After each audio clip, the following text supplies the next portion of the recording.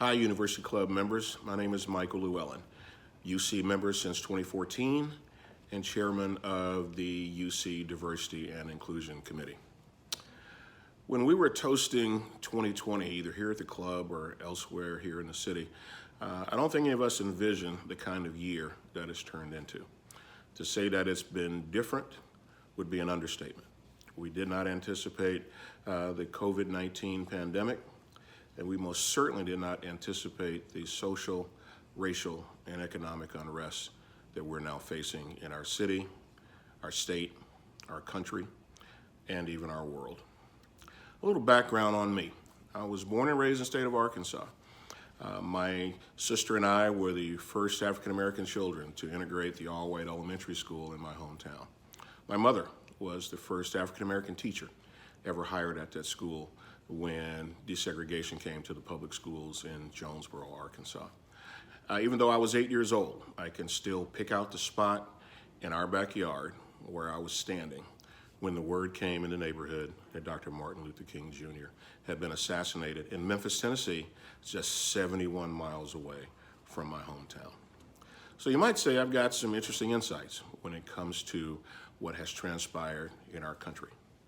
The roll call that now has the name George Floyd, Breonna Taylor on it as innocent victims of police brutality is not a roll call that any of us should be proud of. What has happened in our country has brought a dark part of our history to light.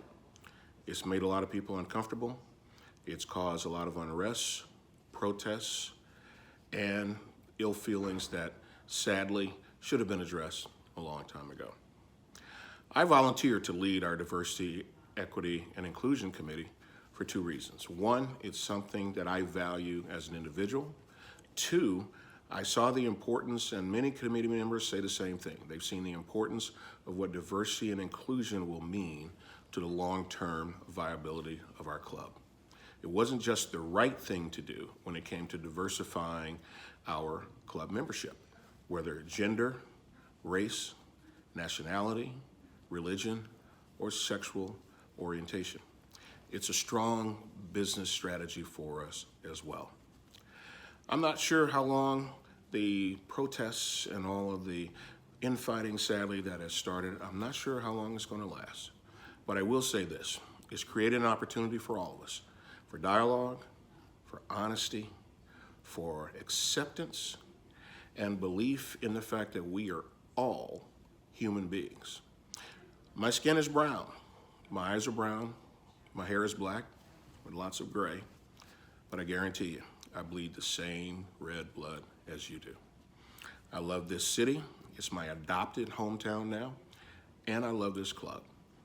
I hope that you will believe, as those on our committee do, in the importance of diversity and inclusion when it comes to being members of the University Club of Portland.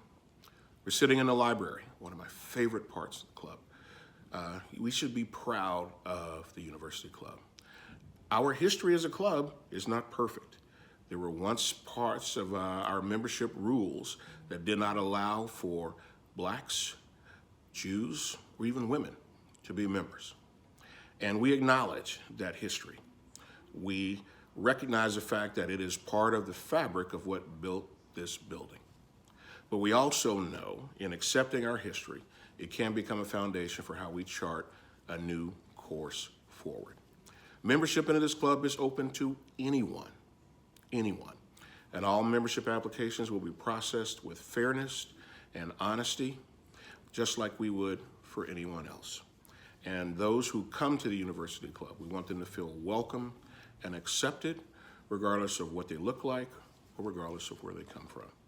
I hope you believe, as I believe, that a diverse University Club of Portland is a strong University Club of Portland. Thank you, and welcome back.